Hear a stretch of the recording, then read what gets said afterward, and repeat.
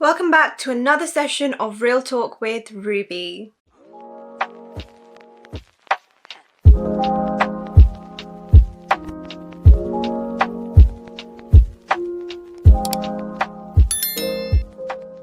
Hi my love bugs and welcome back to my YouTube channel. My name is Ruby Dhal. I am a best-selling author of 5 books of poetry, prose and bite-sized self-help. I talk about healing, moving on, self-love, self-care, heartbreak, mental health and so much more. And I'm back today with another segment of Real Talk with Ruby, where I talk about your personal problems in an anonymous manner and provide as many useful tips and solutions as I can.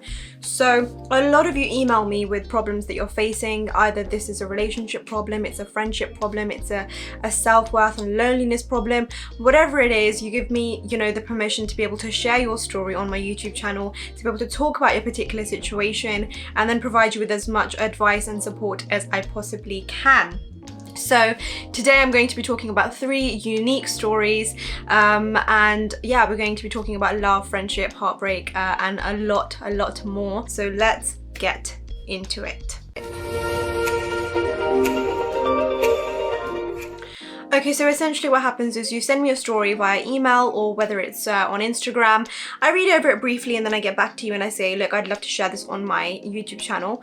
And then I don't look at the story up until I actually read it when I'm filming this video. So I don't actually remember what these particular cases are, what these particular stories are. So I'm going to literally be just providing advice on the spot as I would when I'm having like a one-to-one healing session with someone or anything of that sort. So let's go into the first story, and it's from someone who I'm going to name Emmy. Okay, so hi Ruby, here's my story. I come from a family where my parents have separated. One parent stays with me and the other stays a few buildings away and has started a new life.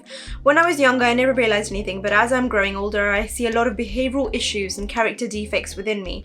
Being in a negative environment where there's so many restrictions on what I do by my mother, even at the age of 30, I find it so difficult to come out of hurt feelings, having no friends, no family relationships, etc. When I think I'm ready to get into a relationship, when I open up to the opposite person about my parents' separation, I just get rejected and then I struggle to let go. This has happened in every encounter. Secondly, I need your help on the below areas.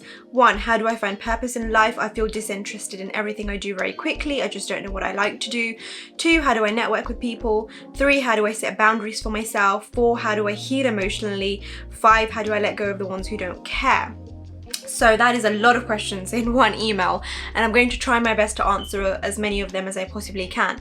So the first situation that you mentioned is the fact that your parents have separated and you live with your mum and she imposes a lot of restrictions on you. Now, at the age of 30, I would highly recommend that you learn to stand up for yourself. You learn to stick up for yourself.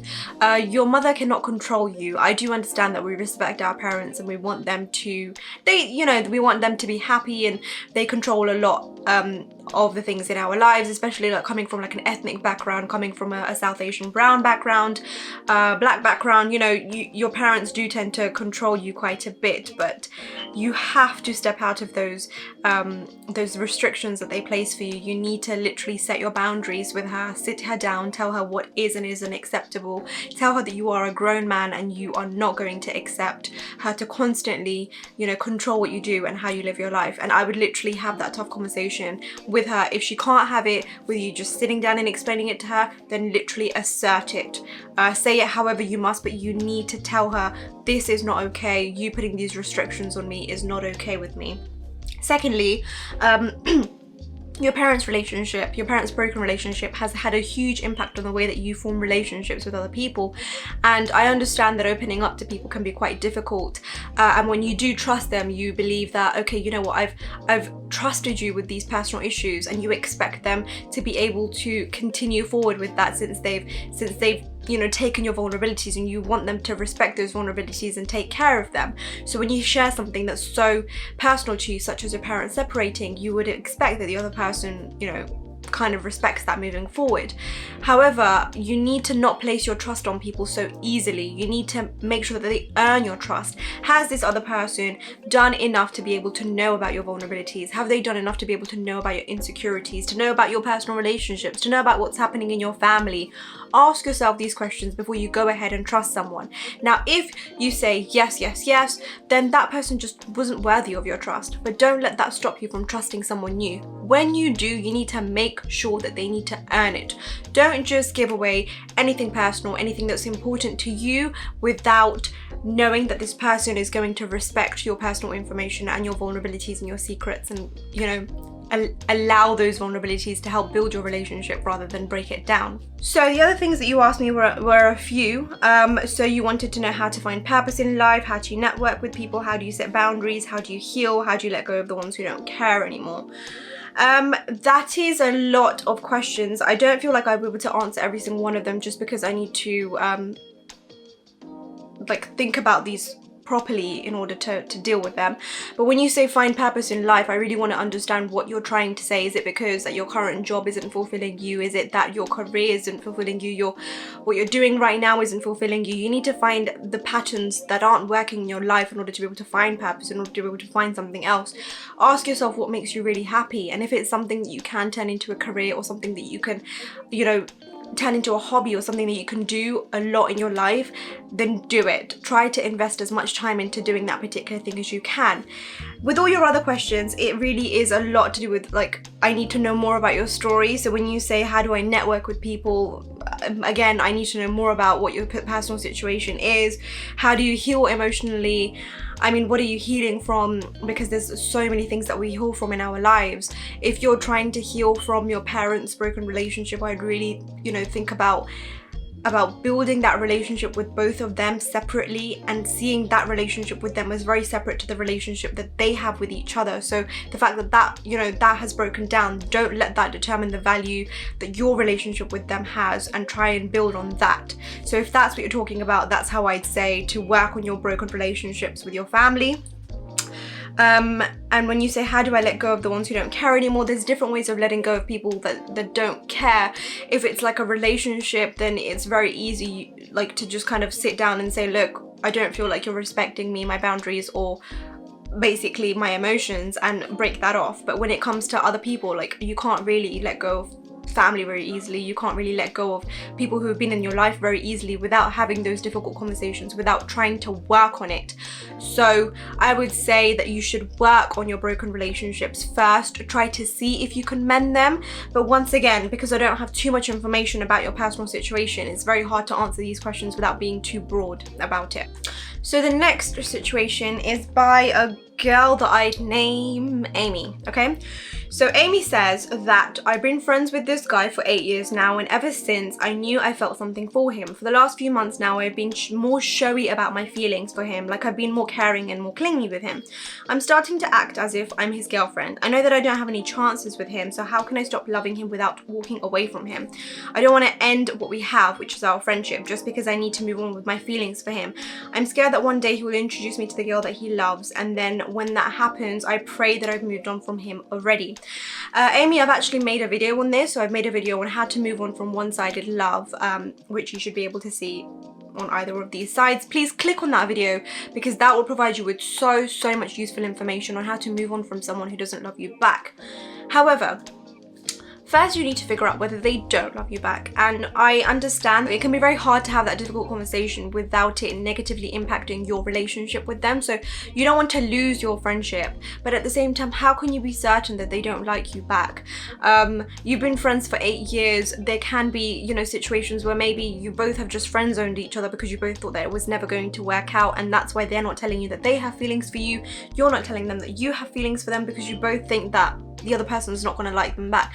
So if you think it's worth it, which I definitely do, please speak to them about it. And if you've been friends for 8 years, I highly doubt that telling them that you have feelings for them will ruin your friendship, because you've got way too much history. It'll probably, you know, if he's a really good friend, he's probably just gonna be like, oh, okay, and if he doesnn't like you, he'll just be like, I'm really sorry, I don't, but, you know, let's just brush this under the carpet and move on.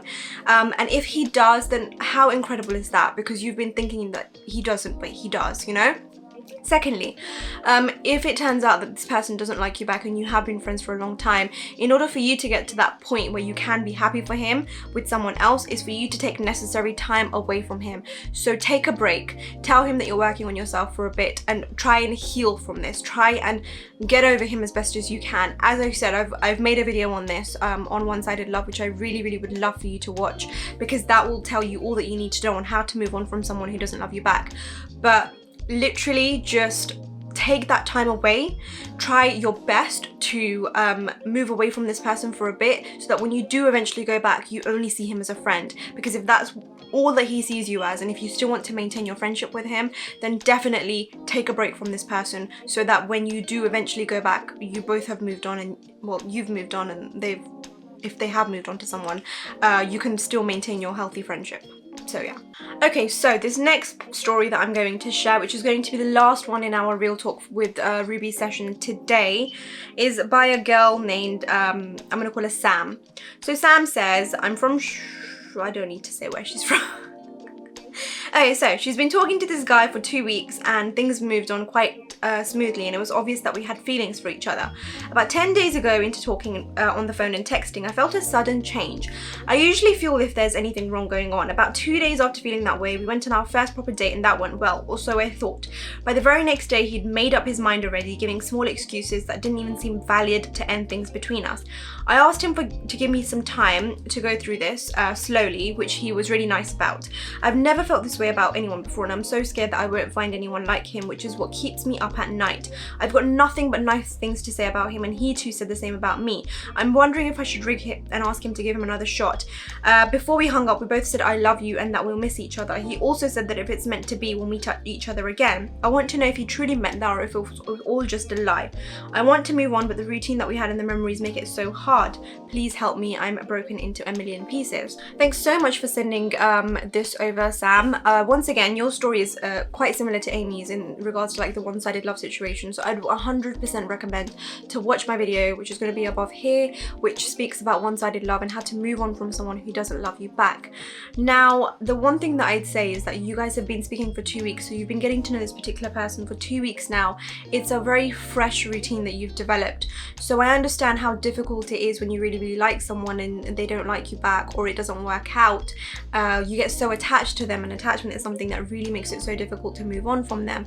However, you need to see yourself as one of the lucky ones, in the sense that you haven't spoken to this person for months and years. You haven't had a routine to such an extent that you don't remember life before they came. You've been talking to this person for 2 weeks, and trust me, I can tell you this very, you know, honestly, that you can heal from someone who you've known for 2 weeks and who you've become attached to for 2 weeks. I know that time can't determine the value of your emotions and like how strong they are, and I completely agree with that, but don't let your attachment to this particular person determine the strength of your ability to be able to move on from them. You really need to find out ways in which you can. Now, one of the ways in which to do this is to accept that they don't like you back. Now, if they've told you the reasons for why they don't have feelings for you, because obviously you said that this person said I love you before they hung up the phone. Now, if that was a friendly I love you, I understand. But if they said I love you in like a love way, and then have said to you that it can't work out, then I'm a bit confused. I'm a bit confused as to why it can't work out if they've said I love you before they hung up the phone.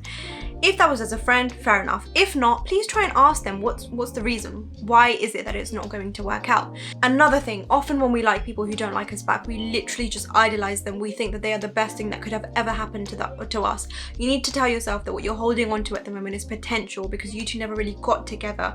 Had you gotten together and seen the realities of how a relationship works, maybe it wouldn't have worked, and maybe this not happening is what the best thing is. Obviously, when you're going through heartbreak, it doesn't really feel like what you're going through is the best thing for you, because it's so painful, which is why I say that you need to get some sort of closure. You need to ask them why they think it's not going to work out. If they've gone ahead and given you the relevant reasons, then you need to watch my video on how to move on from one-sided love, so that you can understand what you need to do next. But it literally requires a lot of like closure, telling yourself that moving on from them is what's right for you, not attaching your self-worth to the rejection that they attach to you, not idolizing them, not saying, you know, they're the best thing that could have ever happened to you, because you also need to remember that you could have been the best thing that ever happened to them. and then accepting that it's over and moving on. There's a lot of things there, but yeah, I would 100% recommend to watch my YouTube video, and the very first thing you should do is ask them why, you know, why. I would definitely get that closure. Okay guys, thank you so much for sending your stories. I really hope that, you know, answering these questions have helped you in some way. I was going to read a couple of questions on Instagram, but I've just had a look and they are quite detailed. So what I'll do is I'll answer these questions in a different segment of my own, like a different segment where I literally just answer your questions about stuff in particular, because I feel like that will be a lot better than doing it in a Real Talk with Ruby segment. So yeah, if you have a personal issue, if you have something that you're going through at the moment and that you would really love me to talk about, any personal issue, please drop me an email. You'll see my email on the screen. Drop me an email, let me know what your problem is, and I'll try my best to answer it as honestly as I possibly can. But please give me as much detail as you can. Something vague is not going to help. I need you to give me as much detail about your particular situation, and I'll answer as best as I can. Thank you so much for watching this video. If you liked it, please like, comment and subscribe. Please share, and I will see you all next week.